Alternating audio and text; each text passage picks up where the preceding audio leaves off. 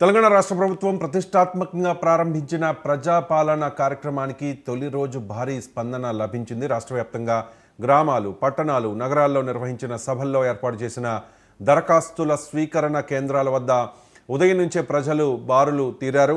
మనం చూస్తూ ఉన్నాం విజువల్స్లో. తొలి రోజు 7,46,414 అర్జీలు వచ్చాయి. అర్హులందరికీ 6 గ్యారంటీల్ని కూడా అమలు చేస్తామని చెప్పి చాలా పక్కగా చెప్తోన్న, చాలా కాన్ఫిడెంట్గా చెప్తోన్న కాంగ్రెస్ నాయకులు చెప్తోన్న పరిస్థితి, ప్రభుత్వం చెప్తోన్న పరిస్థితి.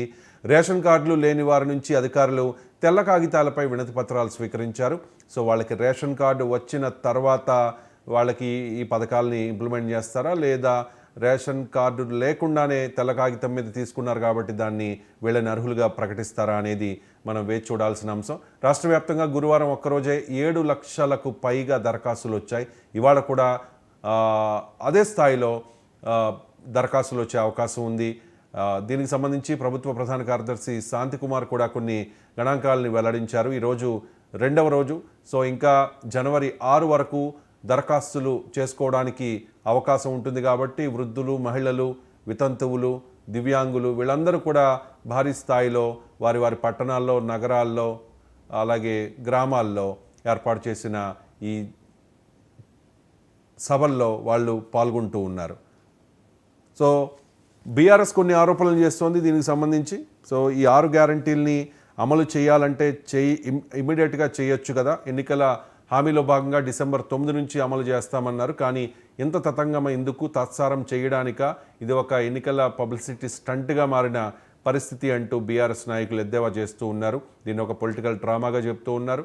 అన్ని హామీల్ని నెరవేర్చే ఉద్దేశం ఈ ప్రభుత్వానికి లేదు కాబట్టే దీన్ని కాలయాపన చేస్తూ ఉన్నారు, టైంపాస్ చేస్తూ ఉన్నారు అంటూ బీఆర్ఎస్ నాయకులు కొందరు బాహాటంగానే విమర్శిస్తూ ఉన్న పరిస్థితి కనిపిస్తోంది.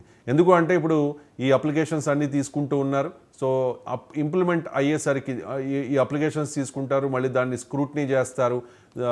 అసలైన అర్హులైన లబ్ధిదారులు ఎవరు అనే దాని మీద క్లారిటీ రావడానికి మరి కాస్త సమయం పట్టే అవకాశం ఉంది. అది వారాలు అవ్వచ్చు, లేకపోతే 1-2 నెలలు పట్టవచ్చు అని చెప్పి బీఆర్ఎస్ నాయకులు అనుమానం వ్యక్తం చేస్తూ ఉన్నారు. సో అప్పటికి పార్లమెంట్ లోక్సభ ఎన్నికల కోడ్ వచ్చేస్తుంది కాబట్టి, షెడ్యూల్ వచ్చేస్తుంది కాబట్టి ఆ తర్వాత దీన్ని అమలు చేసే అవకాశం ఉండదు. టైంపాస్ చేస్తూ ఉన్నారు. చేయాలనుకుంటే ఇప్పటి నుంచే చేయొచ్చు కదా, డిసెంబర్ 9 నుంచే చేస్తామన్నారు కదా, ఎందుకు ఈ తాత్సారం వహిస్తూ ఉన్నారు అంటూ బీఆర్ఎస్ ఎద్దేవా చేస్తున్న పరిస్థితి కనిపిస్తోంది. సో కొన్ని టెక్నికల్గా కొన్ని ఇష్యూస్ ఉన్నాయి. రైతు భరోసా విషయంలో రేషన్ కార్డు ఉంటేనే రైతు భరోసానా అనే అనుమానం వ్యక్తమవుతోంది. 7.5 ఎకరాల వాళ్ళకే పెట్టుబడి సాయం ఉండవచ్చు అనే ఒక ప్రచారం జరుగుతోంది. గతంలో మనం చూసాం, ఎన్ని ఎకరాలు ఉంటే అన్ని ఎకరాలకి రైతు భరోసా ఇచ్చేవారు, రైతు బంధు ఇచ్చేవారు. కానీ ఇప్పుడు అటువంటి పరిస్థితి ఉండకపోవచ్చు అనే సందేహం వ్యక్తమవుతోంది. రేషన్ కార్డు ఉన్న వాళ్ళకే దరఖాస్తుకు అవకాశం ఇచ్చారు. రేషన్ కార్డు లేని వాళ్ళకి తెల్ల కాగితం మీద వాళ్ళ డీటెయిల్స్ తీసుకున్నారు.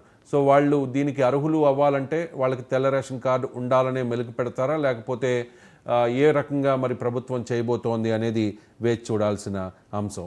ఇంకొకటి, బ్యాంక్ అకౌంట్ అడగలేదు అనే కొంతమంది ఎవరైతే దరఖాస్తు చేసుకున్నారో వాళ్ళలో చాలామంది క్వశ్చన్ చేస్తున్న పరిస్థితి. ముఖ్యంగా గృహలక్ష్మి అండ్ రైతు భరోసా, ఈ 2 విషయాల్లో వాళ్ళ అకౌంట్స్లో డబ్బులు వేయాలంటే వాళ్ళ బ్యాంక్ అకౌంట్ డీటెయిల్స్ ఇవ్వాల్సి ఉంటుంది. కానీ ఈ దరఖాస్తులో ఎక్కడ బ్యాంక్ అకౌంట్ డీటెయిల్స్ లేవు అనే అనుమానాన్ని వ్యక్తం చేస్తూ ఉన్నారు. దరఖాస్తులో ఖాతా నంబర్ ఆప్షన్ అనేది లేదు. గృహలక్ష్మి, రైతు భరోసా వంటివి అమలెట్లా, ప్రజల నుంచి అధికారులకు పలు ప్రశ్నలు వస్తూ ఉన్నాయి. దరఖాస్తు చేసుకున్న తర్వాత కూడా వాళ్ళు తమ అభ్యంతరాన్ని, అసహనాన్ని, అనుమానాన్ని వ్యక్తం చేసిన పరిస్థితి కనిపిస్తోంది.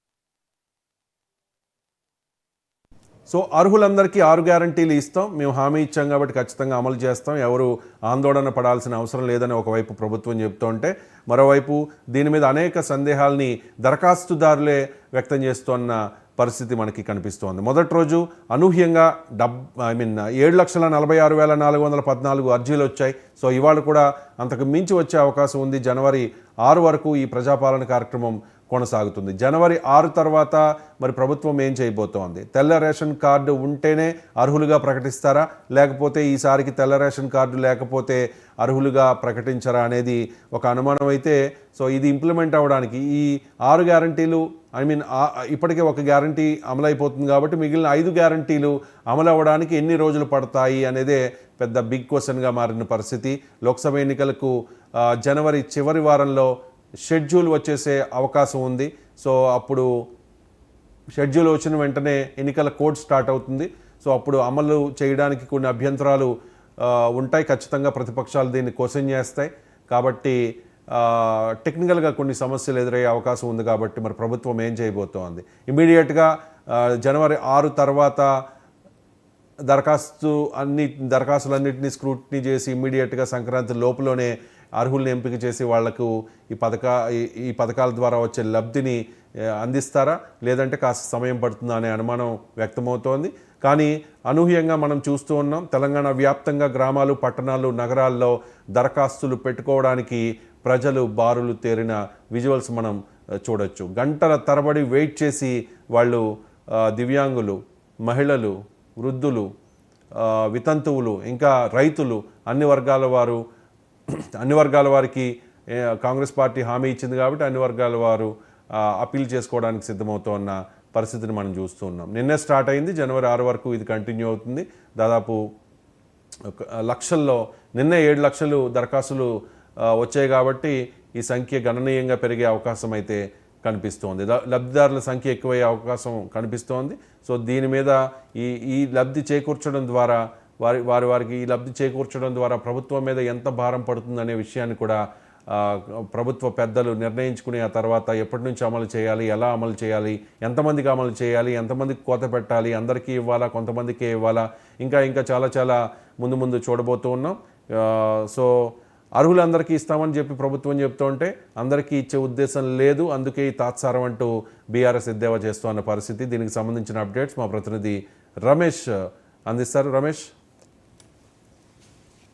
ఓకే, రాష్ట్ర ప్రభుత్వం అంటే ప్రతిష్టాత్మకంగా చేపట్టిన ప్రజాపాలన కార్యక్రమం అంటే 2వ రోజు కొనసాగుతోంది. అయితే మొదటి రోజు చూసుకున్నట్లయితే 7,46,414 దరఖాస్తులు వచ్చాయి. ఇందులో గ్రామీణ ప్రాంతానికి సంబంధించి 2,88,711 ఉండగా పట్టణ ప్రాంతాల్లో ఇటు మున్సిపాలిటీకి సంబంధించి ఇటు జిహెచ్ఎంసీ పరిధిలో కావచ్చు 4,57,703 దరఖాస్తులు అయితే ఇప్పటి వరకు వచ్చాయి. అయితే ఈ దరఖాస్తు పత్రాల కోసం ప్రజలు చాలా ఇబ్బందులు పడుతున్న పరిస్థితి అయితే కనిపిస్తా ఉంది.